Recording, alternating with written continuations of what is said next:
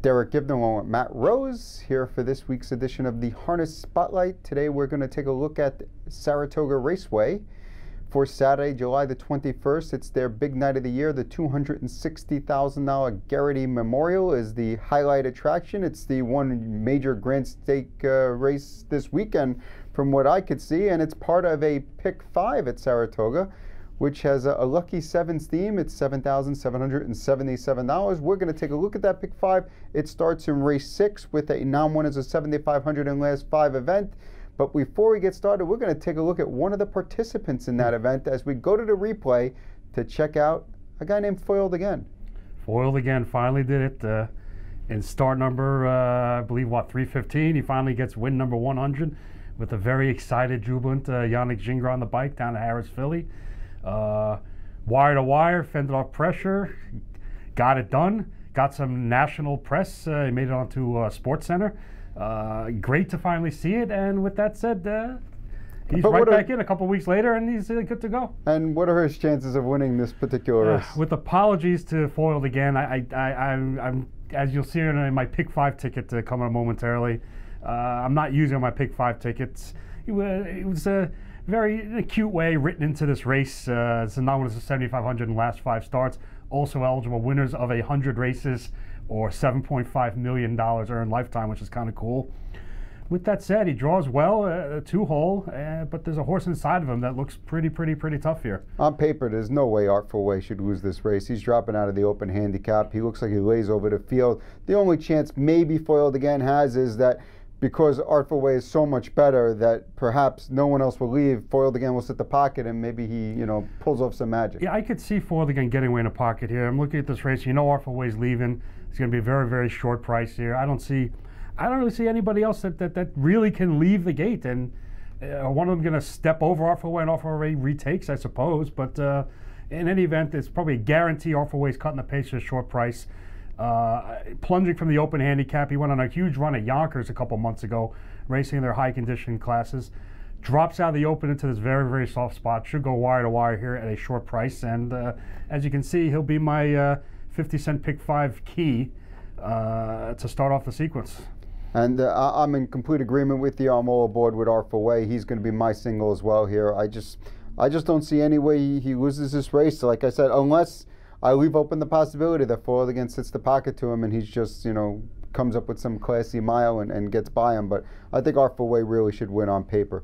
That'll take it to race number 7. It's the 10th annual Joe Garrity Jr. Memorial, $260,000 for the Open Pacers. We have a strong field of 8 horses here. And where did you go? I went 4 deep here. Not really. Every horse. So you have a strong opinion, is what you're saying. I don't have a strong opinion in this race. I went with 4 horses. The 2, Bit of a Legend. The 4, Even in a Pleasure. 5, Somewhere in L.A. 6, Rock and Ron. If I had to narrow it down to 1, I guess my top choice would be the 4, Even in a Pleasure. Joe Bongiorno driving for Jennifer Bongiorno.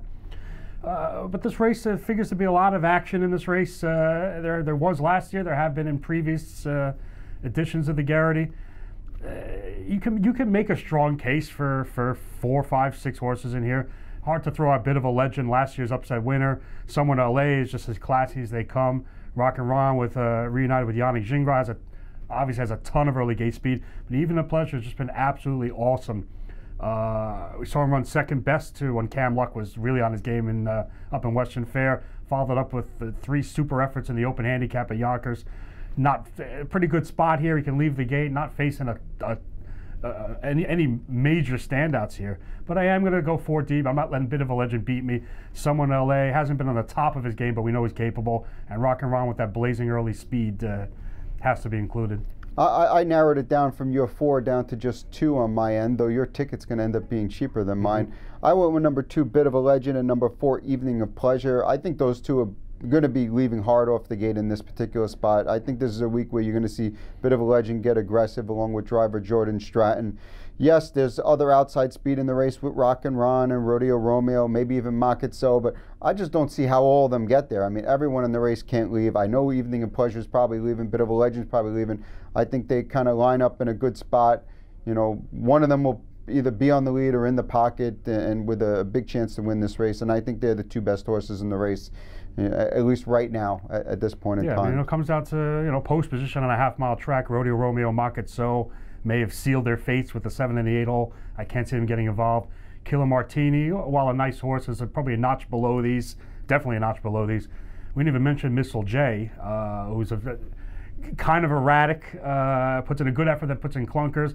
I don't see this being a good spot, even though he has the rail. I'll play to beat him, because I don't know if he can't. He probably maybe gets away 30. I don't know if he comes first. He'll probably push away in this spot, but he could. But he just hasn't been sharp enough for my taste his last few starts. So I'll play to beat him. But yes, if I had to zero in somewhere, even a Pleasure is just so sharp. And I'm in agreement with you. I'm not going to let a bit of a legend, even with the 3 weeks off, which doesn't concern me at all.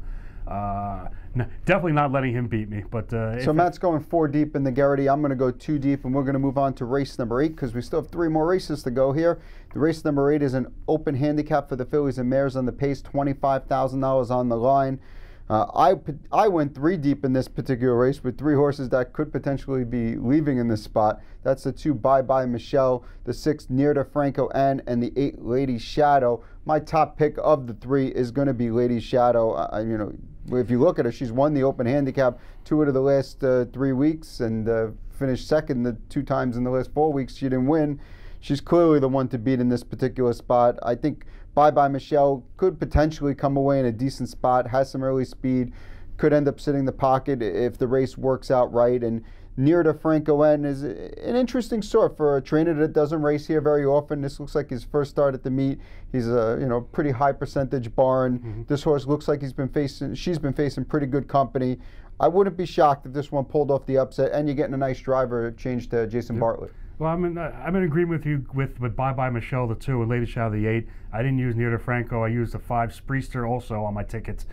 For reasons you mentioned, Bye Bye Michelle bumped up from the 20 claimers, had a nice trip behind Lady Shadow, was right there at the wire. Lady Shadow, I guess, really needs no introduction. We know all about her and her story over the last couple of seasons. Seems to have found a home moving to Melissa Beckwith barn. Seems to have found a home in the open level at Saratoga. Not racing for as much money as in stakes engagements, but still paying the bills, it looks like. Spreester hasn't won his last 3 starts, but he's always right there. This is a pretty good mid-pack post, 5-8 draw, and he wins the draw. She wins the draw, I should say. Solid commodity at this open filly and mare level, and I don't see any reason not to use her on my ticket. I'm in agreement with you. 3 horses, 2, 5, and 8. Sounds good. We'll move on to race number 9. It's another open handicap. This one's on the trot, also for $25,000. It's a pretty competitive field here. Very competitive. Though I noticed on your ticket, even though I thought it was pretty competitive, you went with a single. Yeah, I had to go. I was looking at Charmed Life. Mare is, you can make the argument she's the best or classiest horse in this race. The 8 hole in a 9-horse field may do her in. I don't know how hard she can lead from the gate. Some of the inside horses may be a little cheap moving up in class. So I ended up keying, not that it's really a reach, because if he's one of the logical horses and maybe the favorite in this race, or one of the favorites, the 6 Cash Me Outs. It's just been an absolute solid commodity, fringe top open horse at Saratoga, and has raced plenty of times at Yonkers in the top features, knows this track well, has come back from a brief vacation, bumped his way back up to the top level, and has been racing super. I noticed that Billy Dobson, I believe, opted for the Renee Allard trainee. Charmed Life, you're getting Jimmy DeVoe listed. I don't see any problem. That driver change doesn't really scare me at all. And you know what?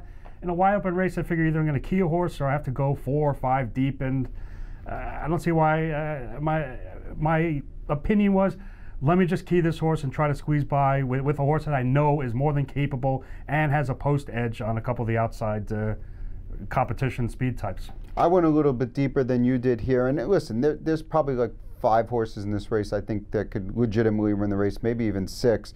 Cash Me Out is definitely on my ticket, and he's definitely one of those horses. As you said, the driver change doesn't bother me at all. Billy Dobson went to the 8 Charm Life, certainly has a chance, but it is post 8, which makes the assignment pretty tough. The 7 Elysium Lindy, another horse coming off 2 straight wins. Yannick Gingras for Ron Burke. it's hard not to like those, but I can't use every single favorite in every single race and come away with any kind of a ticket. That's my opinion here. So I went with 2 long shots along with Cash Me Out in this race, which is number 1, Pierce Wave Hanover, and the 3, Lily's Swan Pond. Both of these on my angle at least, is they're both getting interesting driver changes. Pierce Wave Hanover is picking up Jim Morrill Jr. from Jordan Deroux. I mean, Jordan Deroux is a fine driver up at Saratoga, but he's not Jimmy Morrill Jr. And the 3, Lily Swan Pond, going from Joe Bongiorno to Brett Miller. Some ways, some people could look at that as, a lateral type move, but they're different types of drivers, and maybe Brett Miller will get a little bit more out of this particular horse. It's from a good barn in Nick Surk, who sends out plenty of winners. Earlier this year, he's one of the top few barns in the country as far as wins go. I think those 2 horses are worth taking a shot at 10-1 and 15-1 on the morning line, that maybe one of them can pull off the upset. Well, you can't argue with the post position. The starting post, the rail and the 3-hole can't hurt on a half-mile track. Both have good speed, but I just think that both of them might be a notch below the outside competition, including the 5 Buff. Elysium Lindy has just been on a career form spree. Charmed Life, who originally was going to have on my ticket, but I just see post 8, I think, too much to overcome. So I can see your reasoning and logic. You're going to get inside, you're going to get prices with these inside horses, but got to take a stand somewhere. I'm going to keep my ticket cheap. So for me, I'm keying Cash Me Out. Matt's going to cash out on the 6, Cash Me Out in race number 9. I'm using 3 horses in that leg, and we'll move on to the payoff leg, race number 10, another open handicap, 25,000. This is for the Open Pacers. And another strong field here. I mean, when I looked at this race, my initial instinct was the key, the 5, Funkin' Waffles. I think on paper, he is the best horse in this race, but I just don't have, a ton of confidence in this horse. Yeah, you know what? Obviously, he's on my ticket, but he hasn't come back all that. He hasn't come back bad, but he hasn't come back. Most of his races have been against stakes horses. Yeah. The one time he went into an overnight, he did win. This is a perfect spot for this horse. He was in an overnight race last week at Harris, Philadelphia. Won it, sitting a nice trip at odds on. Clearly, this is another good spot getting away from stakes company. I'm with you. I'm just not confident enough to zero in and key in on him. So I went 3 deep in this race. I also used a 3, Carolina Beach, from Melissa Beckwith barn, and I used the 8, Stars in Heaven. Interestingly, still Lissa is owned by the Burke Racing Stable, with the train change to the local guy Jim Nickerson, and the horses reeled off 1, 2, 3, 4, 5, 6 in a row, racing in New England. I know it's a tough task from post 8, but you're getting Yannick Gingras on the bike. I'm going to throw him in there. Carolina Beach, shipping back from Yonkers, where he raced okay last week. Wasn't great, wasn't bad, but that was some decent horses in there. So I'm going to go 3 deep. I'm not, like I said, I'm not that confident in Funkin' Waffles. 3 deep in the payoff leg. Maybe if you want to spread a little more, the 6 Somewhere Fancy. Anything coming from Renee Allard barn has to be respected, and this horse fits this level well. But I'll stick to 3, keep it a budget ticket, 358 here. I went, 4 deep in this particular race, and I also used, as I said, Funkin' Waffles and Carolina Beach, which you already discussed. The other horses I threw on my ticket is number 2, Music is Art. Just an inside post, really sharp horse right now. I'll always take the horse that's moving up a little in class, that's really sharp, over the horse that's dropping down a little, that's dull. So I went with Music is Art, another long shot on the morning line, 10-1. And the 6, Somewhere Fancy, which you mentioned, it's Renee Allard and Billy Dobson at Saratoga. I mean, that alone should be enough to make you want to consider this horse on your ticket. And draws inside of Stars in Heaven. If Stars in Heaven and Somewhere Fancy had their post positions flip-flopped, I'd probably go the other way. That's pretty obvious. I would agree with that. I did throw in Stars in Heaven because, you know what, he probably will be an okay price just because of that tough outside spot. But you know what? Going for 7 in a row on a budget ticket, why not throw him in there? And as you looked at my ticket up there, it's kind of like the pyramid thing. 1, 2, 3, 3, 4. It gets bigger as it goes along. It's a $36 play for 50 cents, and I think Matt's play was $18. $18, I think, for 50 cents. So Matt gives you a 50% discount off of my ticket if you want to, you choose which way you want to go. $18 ticket, $36 ticket. You have any other words of wisdom for Saratoga on Saturday night? Let's just get by the first leg with Artful Way. I think one of us will be good to go. You know what's going to happen. Foiled Again's going to win his 101st career race. We're both going to get knocked out of the pick 5, and then we'll have to play the pick 4, which starts in race number 7. Or pick 3, which starts in race number 8. So you got plenty of options wagering Saratoga Saturday night. You can watch all the action live on DRF Harness Live. Garnett Barnsdale will be giving out his expert advice along the night, along with some updates. Good luck.